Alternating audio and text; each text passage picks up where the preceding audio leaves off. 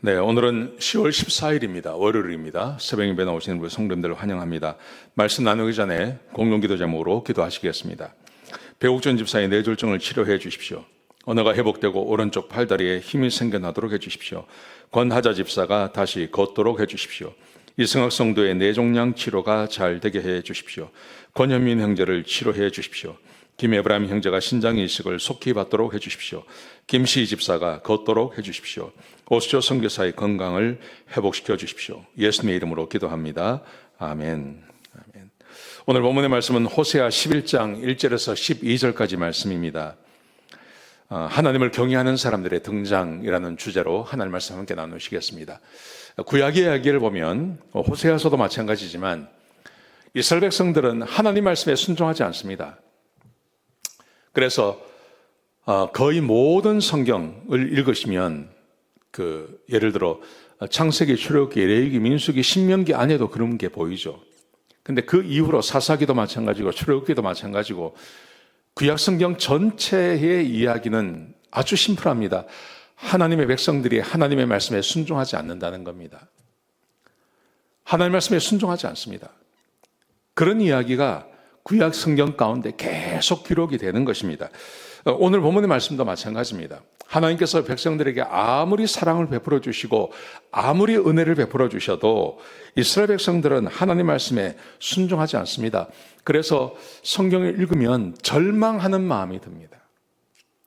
이 사람은 하나님 말씀에 절대 순종할 수 없는 모양이다. 이 생각이 우리 마음 가운데 들 때가 있습니다. 여러분, 그런데 사람은 하나님 말씀에 순종하지 못합니다. 사람이 하나님 말씀에 순종할 수 있는 것은 성령님이 우리 안에 오셔야만 가능한 것입니다. 성령이 우리 안에 계실 때만, 성령을 따라 사는 사람들만 하나님의 말씀을 따라 순종할 수 있지, 성령이 계시지 않으면 사람은 하나님 말씀에 순종할 수 없는 것입니다. 자, 오늘 본문에 보시면 이렇게 되어 있습니다. 1절에 보시면 하나님께서 이스라엘 백성들을 어릴 때 사랑하셨습니다. 출애굽하는 이야기를 말하는 거죠. 애굽에 있을 때, 그걸 어릴 때라고 말씀하십니다. 어릴 때 하나님께서 그들을 지극히 사랑하셔서 출애굽시켜 주신 것입니다. 자, 그런데 2절에 보시면 이렇게 말합니다. 그러나 선지자가 그들을 부를수록 바알을 섬기고 우상을 섬겼다고 되어 있습니다. 출애굽할 때, 그때 하나님이 강권적으로 역사하심을 보여주실 때, 그때, 그리고 여리고성을 치고 가나안을 정복해 나갈 때까지는 조금 나았죠. 조금 나았죠.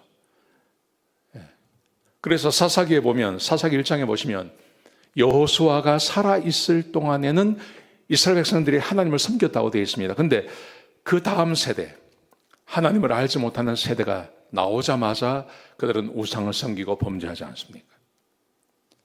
왜 그러냐 하는 거죠. 성령님이 계시지 않으셨어요. 3절에 보시면 하나님이 걸음을 가르치시고 안아주시지만 이 백성들은 하나님을 알지 못합니다. 하나님께서 걸음을 가르쳐 주십니다. 하나님께서 안아주십니다. 하나님이 사랑의 줄로 그들을 이끌어 가십니다. 4절에 그렇게 되어 있습니다. 하나님께서 사랑의 줄로 그들을 이끌어 가십니다. 그럼에도 불구하고 이스라엘 백성들은 하나님을 싫어합니다. 5절에 그렇게 되어 있습니다. 백성들은 하나님께 오는 것을 싫어한다고 되어 있습니다. 하나님 앞에 나가는 것을 싫어합니다. 왜 그러냐는 거죠. 이스라엘 백성들이 범죄하고 죄를 짓고 하는 이유, 그것은 성령님이 그들과 함께 하지 않아서 그런 일이 벌어지는 것입니다. 자, 굉장히 절망적인 이야기입니다. 그런데 이 절망적인 상황 가운데 하나님께서 먼 미래에 대한 말씀을 예언하십니다. 제가 설교 때, 또 우리가 성경 공부할 때 제가 이런 이야기를 많이 드립니다. 에스겔, 다니엘, 느헤미야, 이런 성경 안에 하나님의 계획하심, 하나님의 그 계획하심에 대한 이야기가 늘 있다고 말씀을 드렸습니다. 여러분, 그런데 오늘 본문의 말씀, 이 호세아서에도 그런 이야기가 기록되어져 있습니다. 자, 어떤 것인지 보십시오. 이렇게 되어 있습니다. 하나님께서 에브라임을 놓지 않을 거라고 말씀하세요. 놓지 아니하시고 그들을 버리지 않을 거라고 말씀하십니다. 여기서 말하는 에브라임이라는 것은 하나님의 백성들을 말하는 겁니다. 실제로 에브라임은 북이스라엘의 10개 지파를 말하는 거거든요. 근데 이 사람들은 다 멸망당했습니다.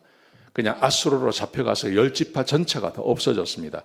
근데 하나님께서 여기서 내가 10지파를 내가 버리지 않겠다고 말씀하세요. 그럼 여기서 말하는 에브라임은 누구를 말하는 것입니까?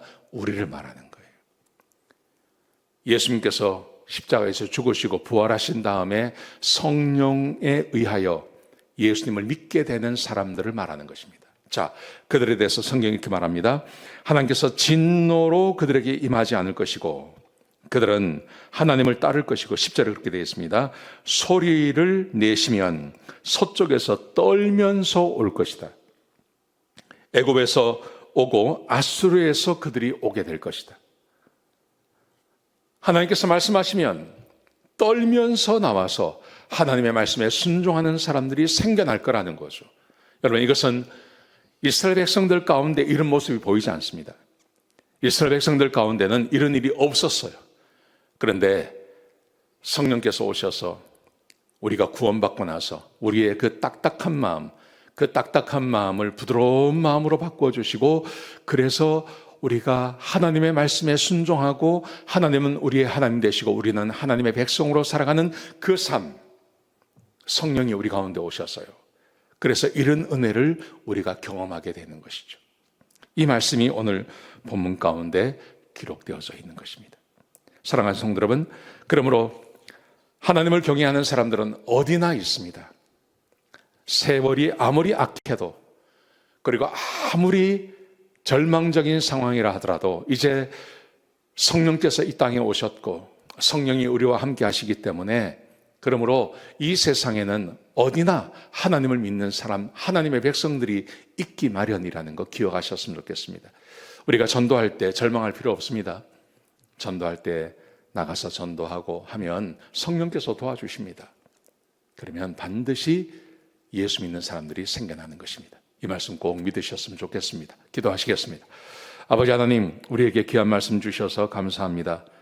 우리가 하나님을 믿습니다. 성령님 역사해 주시고 은혜 베풀어 주시고 하나님을 잘 따르는 믿음의 사람들이 되게 하여 주옵소서. 내가 나에게 절망하지 않게 하시고 다른 사람들에게 절망하지 않게 하시고 성령께서 오셔서 역사하시면 다 하나님의 백성들이 될 줄로 믿습니다. 하나님, 우리가 그 믿음 가지고 살아가게 하여 주옵소서. 주님 감사합니다. 예수님의 귀하신 이름으로 간절히 기도드렸습니다. 아멘.